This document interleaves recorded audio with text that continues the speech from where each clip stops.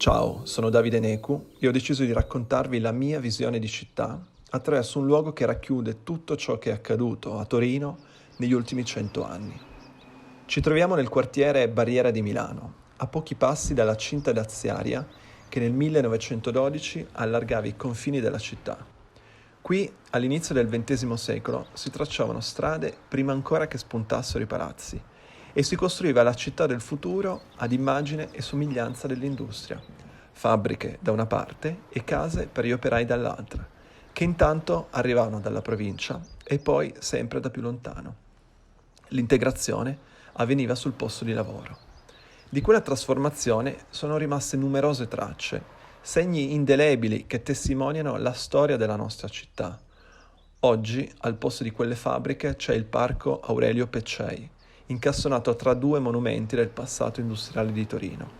I Docks d'Ora da una parte, i vecchi magazzini generali nati lungo l'asse ferroviario che collegava Torino al resto d'Italia, e l'ex Incet dall'altra, un complesso industriale della fine dell'Ottocento che ha avuto la sua fortuna grazie all'industria automobilistica. Persone, economia e infrastrutture che disegnavano il futuro della città.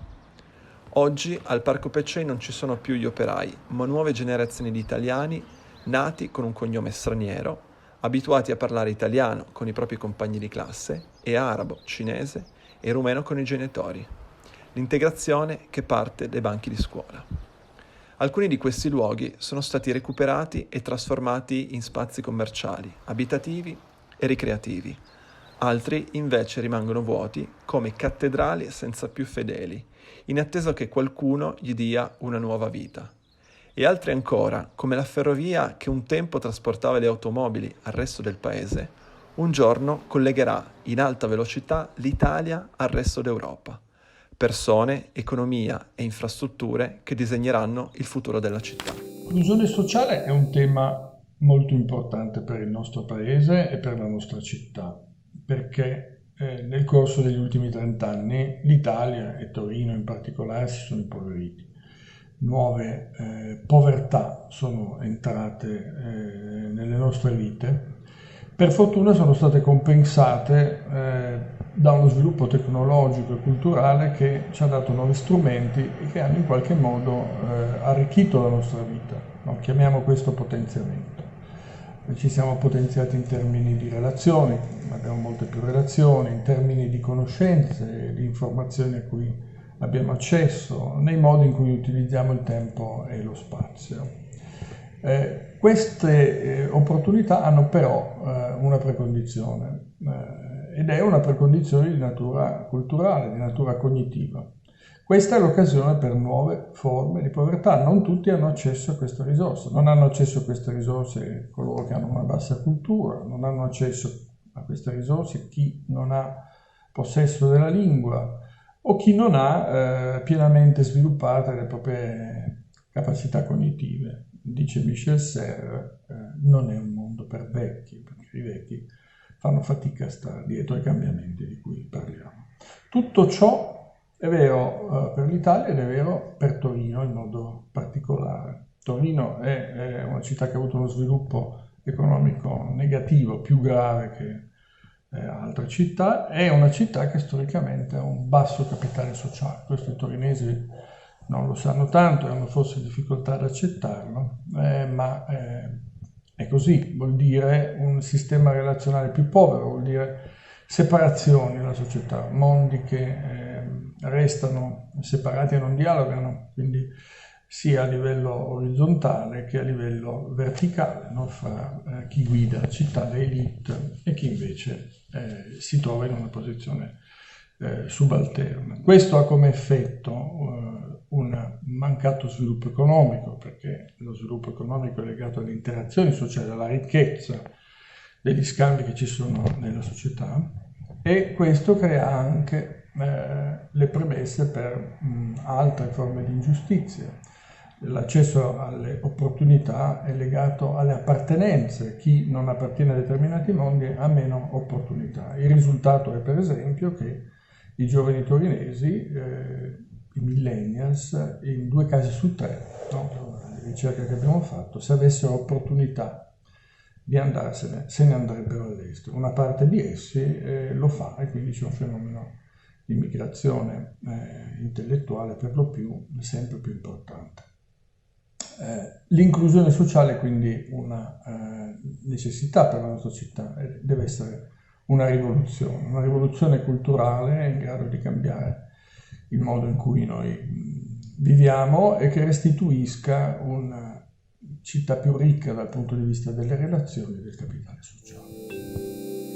Che cos'è l'inclusione? L'inclusione non è semplicemente una condivisione di spazi o di azioni, sarebbe una visione troppo ingenua e approssimativa. Come la cultura, anche la cultura dell'inclusione necessita di contaminazioni. L'essere umano non esiste senza una realtà plurale e una realtà di contaminazioni. Allora l'inclusione è un atteggiamento, una tendenza, è un modo di essere e di fare che ha l'obiettivo di permettere a tutti di partecipare, di contribuire ad essa e beneficiare soprattutto dello stesso processo.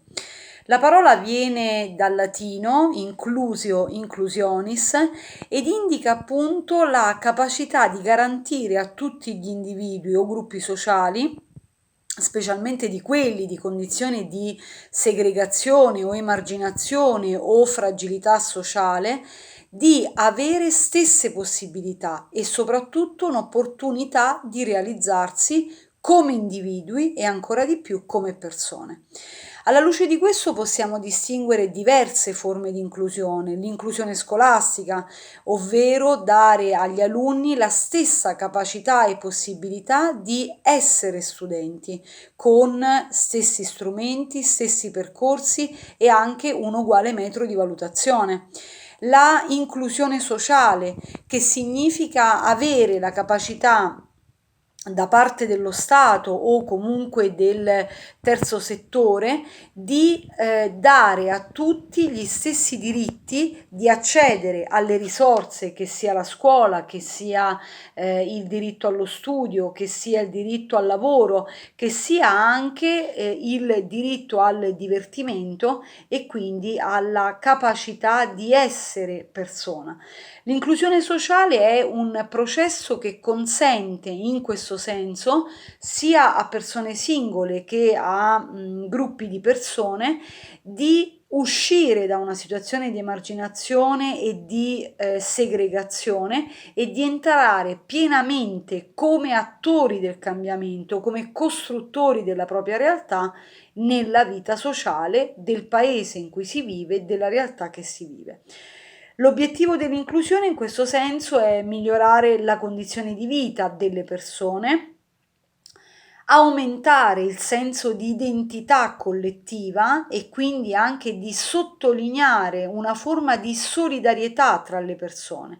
Il concetto opposto naturalmente è quello di esclusione, cioè tenere fuori da una determinata situazione persone e gruppi sociali.